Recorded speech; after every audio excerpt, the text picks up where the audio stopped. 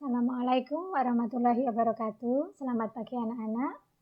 Kita bertemu lagi dalam pembelajaran matematika kita. Untuk pagi ini kita akan belajar materi baru, yaitu materi persamaan kuadrat. Materi persamaan kuadrat ini nanti ada kaitannya dengan materi berikutnya, yaitu fungsi kuadrat. Sudah siap anak-anak? Sekarang kita mulai. Tujuan pembelajaran kita mempelajari materi kali ini adalah yang pertama, kalian nanti setelah mempelajari materi dapat menjelaskan pengertian atau konsep persamaan kuadrat. Yang kedua, kalian bisa menentukan penyelesaian suatu persamaan kuadrat dengan menggunakan pemfaktoran. Itu tujuan kita.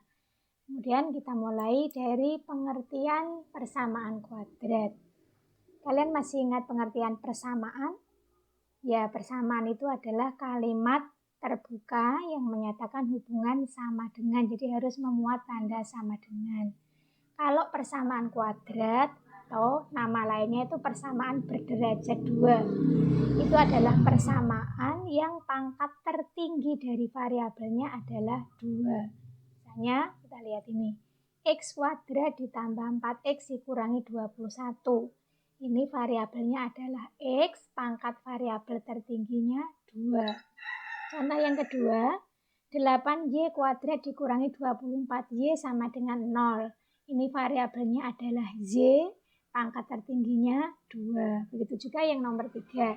Ini variabelnya X, pangkat tertingginya 2. Itu contoh persamaan kuadrat. Nah, bentuk umum persamaan kuadrat itu adalah AX kuadrat ditambah BX ditambah C sama dengan 0. A, B, C itu koefisien ya. A itu koefisien dari X kuadrat, B itu koefisien dari X, dan C itu bilangan tetap atau nama lainnya adalah konstanta. Berarti kalau dari nomor 1 ini, X kuadrat ditambah 4X dikurangi 21 sama dengan 0, berarti A-nya berapa ini? A-nya itu koefisien dari X kuadrat, berarti A-nya 1. B koefisiennya X 4 dan C-nya ini negatif 21. Contoh yang lain kita lihat di sini. Tentukan nilai A, B, C pada persamaan kuadrat berikut. Kita ingat A tadi koefisien X kuadrat, nggih. B koefisien X, C konstanta. Misalnya 2X kuadrat ditambah 3X dikurangi 9. Disesuaikan dulu dengan bentuk umum, AX kuadrat ditambah BX ditambah C sama dengan 0. Di sini kita peroleh A-nya itu 2. B koefisiennya X 3 dan C-nya negatif 9. Contoh yang kedua, 3X kuadrat dikurangi 12X sama dengan 0.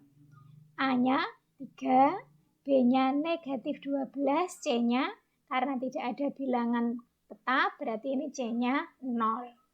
Nomor 3, bentuknya seperti ini. Karena bentuknya belum sesuai dengan bentuk umum persamaan kuadrat, maka kita ubah dulu. Cara mengubahnya kita pakai perkalian biasa ya. Ini kita kalikan. X kalikan X, X kuadrat. X kalikan min 1, min X.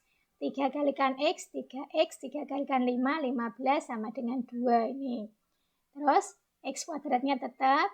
Min X ditambah 3X itu 2X. 15, ini 2-nya pindah ke kiri, min 2, 15 kurangi 2, 13, sehingga bentuk akhirnya seperti ini. Berarti A-nya ini 1, B-nya 2, dan C-nya 13. Bisa dipahami anak-anak? Menentukan koefisien dan konstanta dari suatu persamaan kuadrat.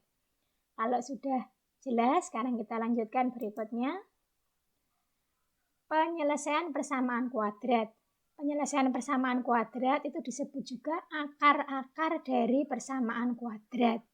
Nah, penyelesaian atau akar-akar dari persamaan kuadrat AX kuadrat ditambah BX ditambah C sama dengan 0, itu adalah nilai X yang memenuhi persamaan kuadrat atau nilai pengganti dari variabel yang jika disubstitusikan pada persamaan menghasilkan kalimat yang nilainya benar. Contohnya, tunjukkan bahwa X1 yang nilainya 7 dan X2 dan nilainya min 7 merupakan akar-akar dari persamaan kuadrat X kuadrat dikurangi 49 sama dengan 0. Kita coba masukkan ya. X1-nya 7 disubstitusikan atau dimasukkan pada persamaan X kuadrat dikurangi 49 sama dengan 0. Masukkan X-nya diganti 7. Di 7 kuadrat dikurangi 49. Ini nilainya 0 adalah kalimat yang nilainya benar. Sekarang X2 sama dengan negatif 7 seperti tadi dimasukkan atau disubstitusikan. Berarti ini negatif 7 dikuadratkan 49 dikurangi 49. 0 ini juga kalimat yang nilainya benar. Karena substitusi X1 sama dengan 7 dan X2 sama dengan negatif 7 menghasilkan kalimat yang bernilai benar, maka X1 sama dengan 7 dan X2 sama dengan negatif 7 itu adalah penyelesaian atau akar-akar dari persamaan kuadrat ini. Itu yang dinamakan penyelesaian. Kalau nanti ditanya himpunan penyelesaian, ya berarti himpunan yang anggotanya penyelesaian. Biasanya disingkat HP ya. Nanti kita lihat contoh berikutnya. Kemudian kita lanjutkan menyelesaikan persamaan kuadrat.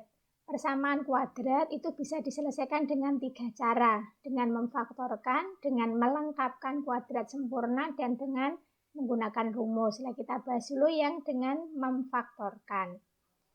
Memfaktorkan itu artinya mengubah bentuk aljabar menjadi perkalian faktor-faktornya. Misalnya kita lihat contoh pada tabel ini. X dikalikan X tambah 2. Itu nilainya X kuadrat ditambah 2X. Ini artinya kan perkalian menjadi bentuk penjumlahan. Yang di sini juga perkalian menjadi bentuk penjumlahan dan seterusnya. Nah, kalau sekarang dibalik dari bentuk yang ruas kanan, penjumlahan diubah menjadi perkalian, sehingga kita peroleh seperti ini. X kuadrat ditambah 2X itu faktor yang sama X. X-nya keluar, berarti harus dikalikan X tambah 2. Ini bentuk perkalian. Yang ini juga bentuk perkalian. Nah, pengubahan bentuk penjumlahan atau pengurangan menjadi bentuk perkalian itu dinamakan memfaktorkan. Sekarang kita coba menyelesaikan persamaan kuadrat dengan memfaktorkan. Itu kita menggunakan prinsip ini. Jika ada dua bilangan P dan Q anggota bilangan real dan P dikalikan Q itu nilainya 0, maka berlaku P sama dengan 0 atau Q sama dengan 0. Ini prinsip yang kita gunakan. Berarti nanti kalau kita memfaktorkan, difaktorkan dulu, kemudian baru kita gunakan prinsip ini. Contohnya, nah, faktorisasi ini ada 4 macam yang kita pelajari. Yang pertama, faktorisasi dengan hukum distributif. Ini mencari faktor yang sama. Contohnya, X kuadrat dikurangi 5X sama dengan 0. Faktor yang sama X, X-nya keluar. Dikalikan X min 5 sama dengan 0. Seperti ini kita gunakan, faktor yang X ini sama dengan 0. X min 5 juga sama dengan 0. Kita selesaikan, ketemu X-nya 0 dan X-nya 5. Berarti penyelesaiannya X1 0 atau X2 sama dengan 5. Ini contoh untuk pemfaktoran dengan hukum distributif. Yang kedua, memfaktorkan selisih 2 kuadrat. Ini rumusnya X kuadrat dikurangi Y kuadrat sama dengan X tambah Y kali X dikurangi Z. Jadi kita ubah dulu bentuknya biar menjadi bentuk selisih 2 kuadrat. Misalnya X kuadrat dikurangi 36. 36 itu 6 kuadrat, berarti faktornya X tambah 6 dan X dikurangi 6. Terus ini masing-masing sama dengan 0. Ketemu X-nya min 6 atau X-nya 6. Berarti penyelesaiannya ini, himpunan penyelesaiannya, himpunan yang anggotanya min 6 dan 6. 4X kuadrat dikurangi 81 sama dengan 0. Kita ubah 4X kuadrat itu 2X kuadrat, 81 itu 9 kuadrat. Jadi faktornya seperti ini. 2X plus 9 sama dengan 0, 2X kurangi 9 sama dengan 0. Ketemu penyelesaiannya ini, himpunan penyelesaiannya, himpunan yang anggotanya nih. Udah bisa dipahami ya, selisih 2 kuadrat. Yang ketiga, pemfaktoran ini AX kuadrat plus BX plus C untuk A yang nilainya 1. Sehingga ini A kalau diganti 1 menjadi X kuadrat ditambah BX ditambah C. Kalau ada pemfaktoran bentuk seperti ini, kita ubah menjadi perkalian X ditambah P kalikan X ditambah Q, di mana P dikalikan Q itu nilainya sama dengan C, P ditambah Q nilainya sama dengan B. Contohnya, X kuadrat ditambah 4X dikurangi 5 sama dengan 0. Berarti ini A-nya 1, B-nya 4, C-nya negatif 5. Kita cari dua bilangan yang hasil kalinya itu negatif 5 dan kalau dijumlahkan nilainya 4. Kita cari nggih. Hanya ada dua pasang. Mungkin 1 dengan negatif 5 atau 5 dengan negatif 1. Ini sama-sama hasil kalinya negatif 5. Tapi kalau 1 dan negatif 5, cuma jumlahannya negatif 4. Yang bawah ini 4. Karena di sini B-nya 4, kita pilih yang bawah. Berarti P-nya 5, Q-nya negatif 1. Sehingga kita peroleh ini bentuknya menjadi X ditambah 5 kali X dikurangi 1 sama dengan 0. Kita selesaikan, X-nya ketemu negatif 5 atau X-nya sama dengan 1. Penyelesaiannya ini, himpunan penyelesaiannya, himpunan yang anggotanya negatif 3, negatif 2. Bisa dipahami ya anak-anak? Mungkin agak susah nanti kalau belajar kalian ulang berkali-kali. Berikutnya, X kuadrat tambah 5X tambah 6 sama dengan 0. Sama seperti tadi, kita cari dua bilangan yang hasil kalinya 6, yang penjumlahannya 5. Kalau kita daftar seperti ini, 1 dan 6. Ini semua hasil kalinya harus 6. Lah kita pilih yang jumlahnya 5. Itu kemungkinan hanya ini, 2, 3, dan 3, 2. Berarti kita pilih P-nya 2, Q-nya 3. Sehingga bentuk pemfaktorannya X tambah 2, X tambah 3. Penyelesaiannya ini. Nah, itu untuk pemfaktoran yang AX kuadrat plus BX sama dengan 0, A-nya sama dengan 1. Sekarang kalau A-nya tidak sama dengan 1, penyelesaiannya seperti ini. Kita ubah menjadi AX kuadrat plus PX plus QX ditambah C.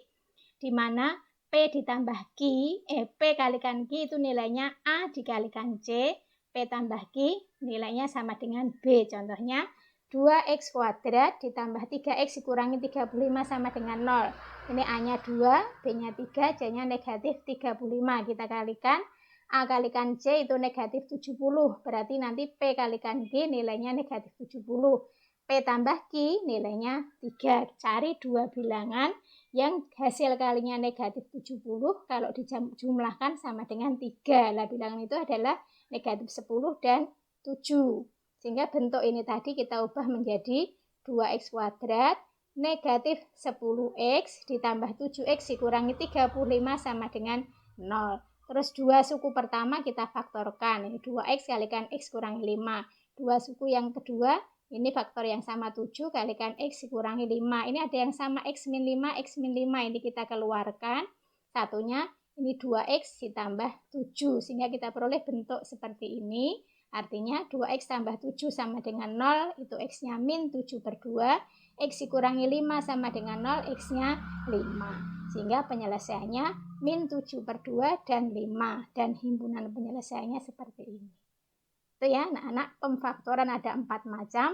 Nanti kalian baca berulang-ulang karena ini mungkin agak susah, materi baru. Ya, saya percaya kalian pasti bisa kalau mau belajar sungguh-sungguh. Oke ya, kita lanjutkan pertemuan berikutnya. Terima kasih. Assalamualaikum warahmatullahi wabarakatuh.